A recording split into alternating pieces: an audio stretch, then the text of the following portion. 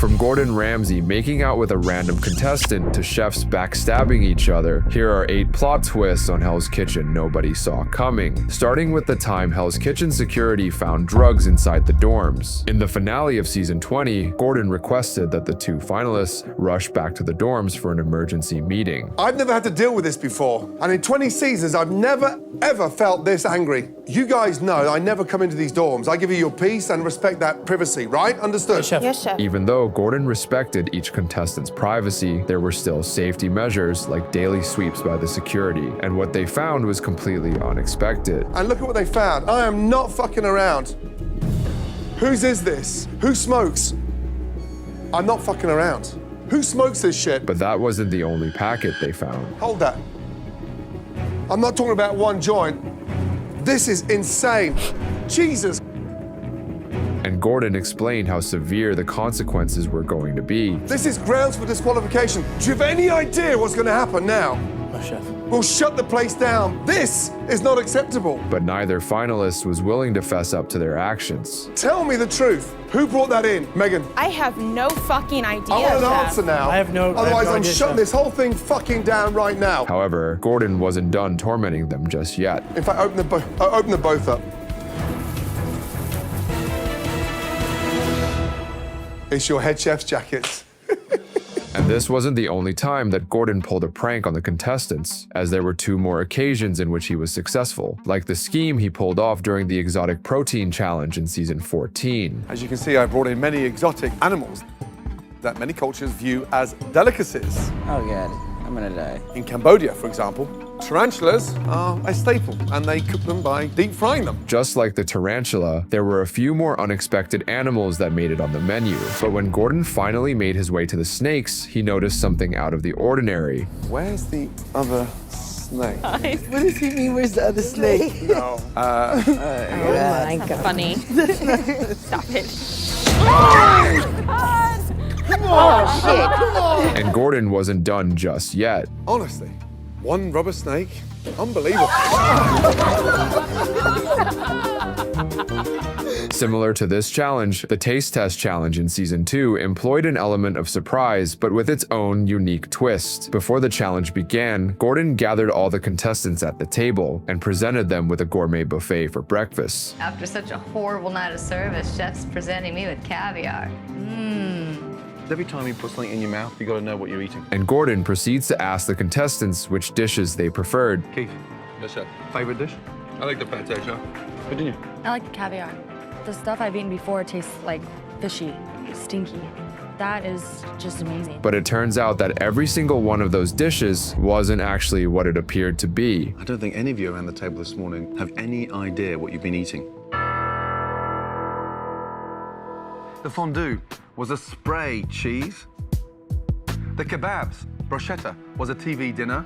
My pate was made out of crushed hot dog. Unlike what Gordon did in that challenge, this next chef would be the only one to get targeted by Gordon's deception. In episode 4 of season 4, the blue team lost service, and Gordon was especially surprised by Ben's performance. Ben, what you've done and the ambitions, you do seriously surprise me. Thank you, Chef. I was hoping you'd see that. I mean, I'd give it all I got. Give you 110. However, Ben was going to quickly find out that Gordon was just setting him up for embarrassment. You surprise me to how shit you are. Oh, thank you. I was expecting more.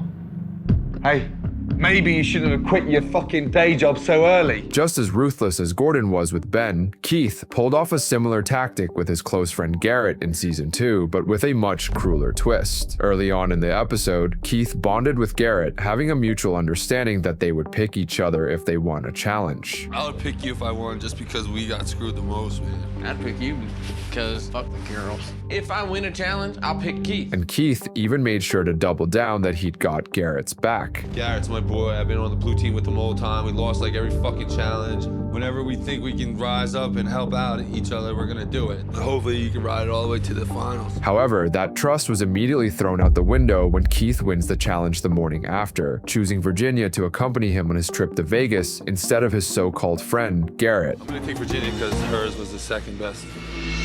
That was probably the weakest thing I think I've ever seen in my life.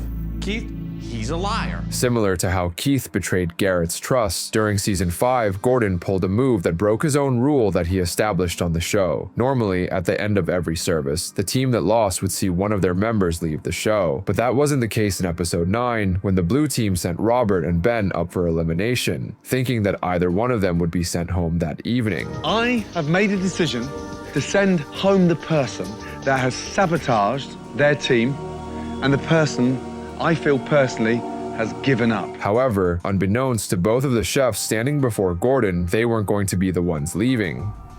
Carol.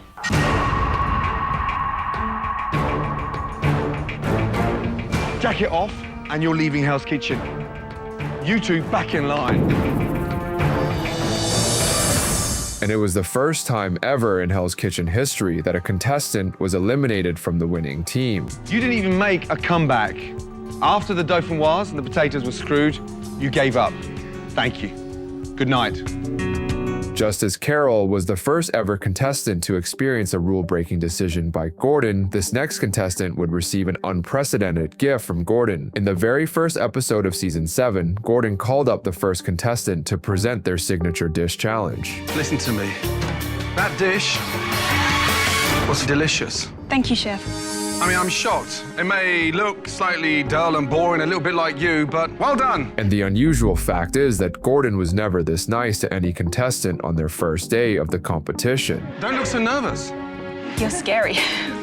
Okay, let me give you a hug. Up, there, right, relax. Relax, relax, relax. Even Maria was oddly suspicious about his actions. That is not his style. He doesn't just hug people. He's not the type of person. He's not personable at all. And she was right to question him because what Gordon did next was completely out of pocket. I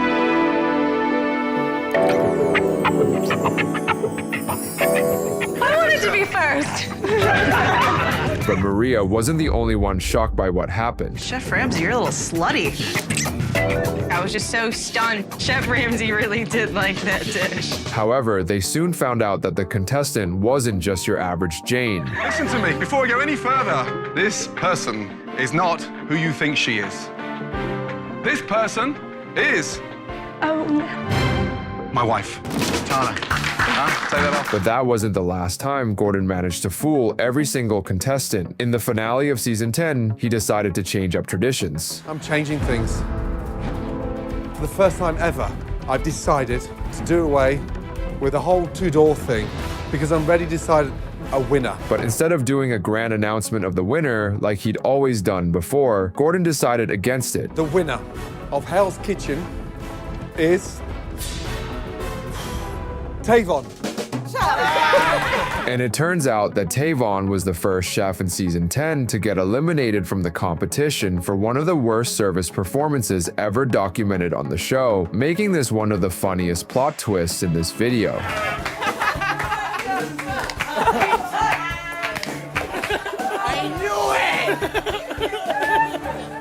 Justin, Christina, relax. Come on.